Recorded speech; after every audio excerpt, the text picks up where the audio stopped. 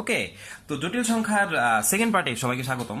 আজকের ভিডিওতে আমরা শিখব খুবই খুবই জরুরি একটা টপিক, যার নাম হচ্ছে মডুলাস এবং আর্গুমেন্ট বের করা। তো আগের ভিডিওতে আমরা জটিল সংখ্যা সম্পর্কে জেনেছি যে এ প্লাস আই বি আকারের সংখ্যাকে বলা হচ্ছে জটিল সংখ্যা। তো একটি জটিল সংখ্যা যদি এ প্লাস আই বি হয় তাহলে তার মডুলাস মডুলাস মানে হচ্ছে root over a square plus B square.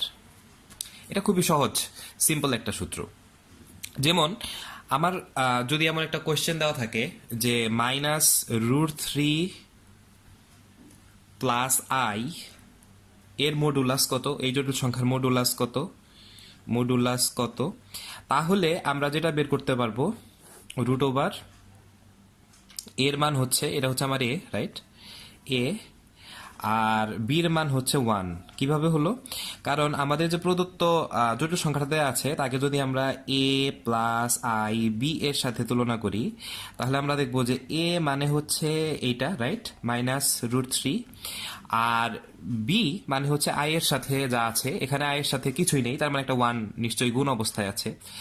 So এটা হচ্ছে আমার বি এর মান। তাহলে এই এ আর বি আমি পেয়েছি এবং এই সূত্রে বসিয়েছি, রাইট। এখন minus root three whole square এর মান হচ্ছে 3, আর এটা তো 1, এটা হচ্ছে রুট ফোর ইকুয়াল রুট ফোরের মান হচ্ছে 2, সেটা আমরা জানি। ওকে, ডান। এইবারে প্রশ্ন হচ্ছে এর আর্গুমেন্ট বের করাটা একটু চ্যালেঞ্জিং। আর্গুমেন্টের জন্য আমাদেরকে কিছু সূত্র মনে রাখতে হবে। তো জটিল সংখ্যা 4টা কোয়াড্রেন্টে বসতে পারে। যেমন কিছু জটিল সংখ্যা থাকতে পারে ফার্স্ট কোয়াড্রেন্টের, সেগুলোর শেপ হচ্ছে এ প্লাস আই বি। কিছু থাকতে পারে সেকেন্ড কোয়াড্রেন্টের, সেগুলো হচ্ছে minus a plus i b. কিছু জটিল সংখ্যা থাকতে পারে থার্ড কোয়াড্রেন্টের, যেমন minus a minus i B.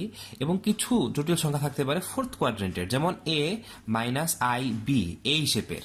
এখন যদি কোনো একটা জটিল সংখ্যা কোনো একটি সুনির্দিষ্ট কোয়াড্রেন্টে থাকে তাহলে তার জন্য আর্গুমেন্টের সূত্র থাকবে, একটা বিশেষ একটা আর্গুমেন্টের সূত্র থাকবে। অর্থাৎ প্রত্যেক টির জন্য, প্রত্যেক যে আপনার কোয়াড্রেন্ট আছে সবগুলোর জন্য আলাদা আলাদা সূত্র হবে। তো সেই সূত্রে যাওয়ার আগে আমরা আগে বের করা শিখবো থিটা এর মান। থিটা, ওকে। তো থিটা মানে হচ্ছে ট্যান ইনভার্স পরম মান অফ বি ডিভাইডেড বাই পরম মান অফ এ। ওকে, তো কোন একটি জটিল সংখ্যা যদি ফার্স্ট কোয়াড্রেন্টে থাকে তাহলে তার আর্গুমেন্ট এক্স্যাক্টলি থিটা। ওকে, এবার সেকেন্ড কোয়াড্রেন্টে আর্গুমেন্ট হচ্ছে পাই মাইনাস থিটা, এটা সেকেন্ড কোয়াড্রেন্টের জন্য।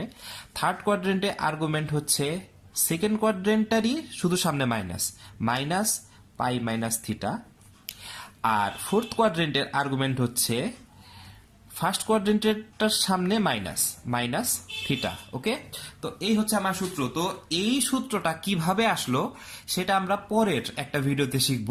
আজকের ভিডিওতে আমরা জাস্ট হচ্ছে আর্গুমেন্ট বের করার কৌশলটা দেখছি, এবং আর্গুমেন্ট বের করার জন্য আমাকে এই কোয়াড্রেন্টের যে ব্যাপারটা এটা মাথায় রাখতেই হবে। ওকে, তো এবার কোয়াড্রেন্টের এই সূত্রটা যদি আমি মনে রাখতে পারি তাহলে আমাকে দেখতে হবে আমার যে প্রদত্ত প্রশ্ন minus root three plus i, এটা কোন শেপে, এটা কোন কোয়াড্রেন্টে?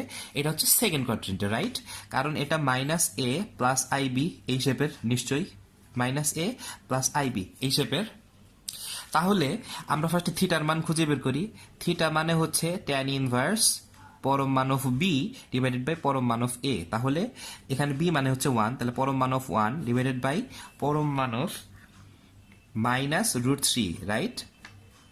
তার মানে আমরা জানি পরম মান মানে হচ্ছে ধনাত্মক মান, তার মানে এখানে আমরা লিখতে পারবো tan inverse 1 divided by root three.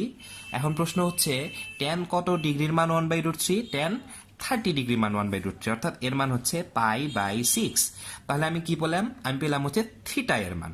এবার যেহেতু জটিল সংখ্যাটা হচ্ছে সেকেন্ড কোয়াড্রেন্টে, তাহলে তার আর্গুমেন্ট হবে হচ্ছে পাই মাইনাস থিটা, রাইট, পাই মাইনাস থিটা। এখন থিটার মান হচ্ছে পাই বাই 6, পাই থেকে পাই বাই 6 বাদ গেলে থাকবে হচ্ছে 5 পাই বাই 6। তাহলে আমার মডুলাস হচ্ছে 2 এবং আর্গুমেন্ট হচ্ছে 5 পাই ডিভাইডেড বাই 6। এবং এভাবেই আমি যে কোনো জটিল সংখ্যা, সেটা যে কোয়াড্রেন্টেই থাকুক, মডুলাস এবং আর্গুমেন্ট খুঁজে বের করতে পারবো।